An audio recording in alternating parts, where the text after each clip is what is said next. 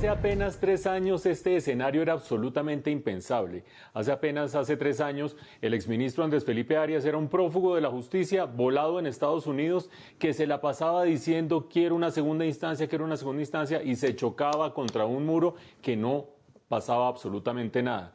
Recordemos un par de hitos jurídicos y de modificaciones del entorno que son relevantes para entender si lo que está pasando ahora verdaderamente es un avance en el fondo o solamente lo es en la forma. Recuerden ustedes, Chicho lo decía, año 2014 terminó siendo condenado por la Corte Suprema de Justicia el exministro Andrés Felipe Arias por peculado por apropiación a favor de terceros y por celebración de contrato indebida, sin haber llenado los requisitos correspondientes. ¿Qué había detrás de todo eso? El programa Agroingreso Seguro, que se supone que iba a financiar a una cantidad de pequeños agricultores o medianos agricultores y se concentró en grandes terratenientes. Pues bien, la Corte Suprema de Justicia terminó encontrando esas faltas y dijo, aquí paga 17 años. Hubo una cierta sorpresa general porque más allá de si había o no había manejos indebidos de los recursos, o por lo menos si se habían canalizado indebidamente, la pena parecía demasiado alta para propios y extraños. Sin embargo, no había una segunda instancia ante la cual apelar. ¿Por qué? Porque en su condición de aforado, como todos los ministros que tienen un fuero especial, pues iban directamente a la Corte Suprema de Justicia, y como era el organismo máximo, pues entonces ahí no había más que apelar. Tenemos el derecho en condición de aforados de ir al organismo máximo, y condena de 17 años, pues hasta ahí llegó.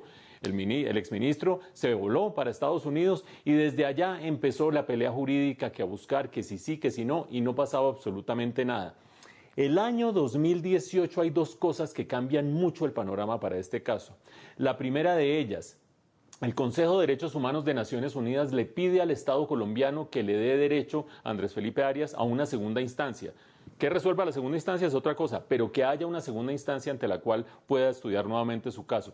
Pero fuera de eso, hay una reforma constitucional en Colombia, una reforma a la justicia, que establece que de ahí en adelante los aforados sí van a tener derecho a una segunda instancia, antes no.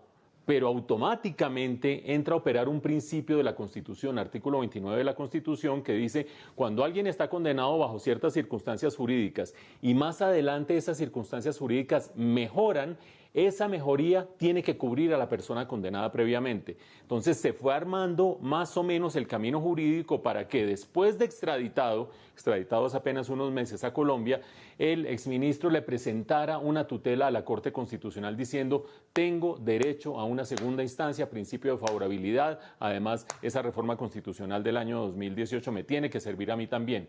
La Corte Constitucional falló a favor en el mes de mayo de este año.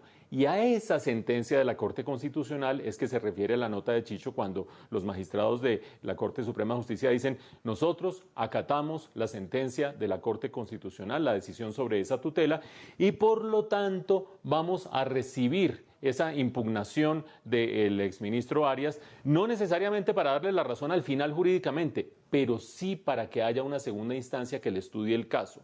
Eso quiere decir, como decía Chicho en la nota, que ahora se escoge un magistrado dentro de la Corte Suprema de Justicia, él hace una ponencia, revisa las circunstancias, en esa ponencia dice: creo que la pena de 17 años es injusta, o es justa, o es desproporcionada, o lo que sea, y lo termina evaluando la Corte Suprema de Justicia a los distintos magistrados para ver qué va a suceder. Está cerca de coronar. Ustedes dirán si sí o si no, la gente que conoce la Corte dirá que sí o si no, y los juristas dirán si sí o si no.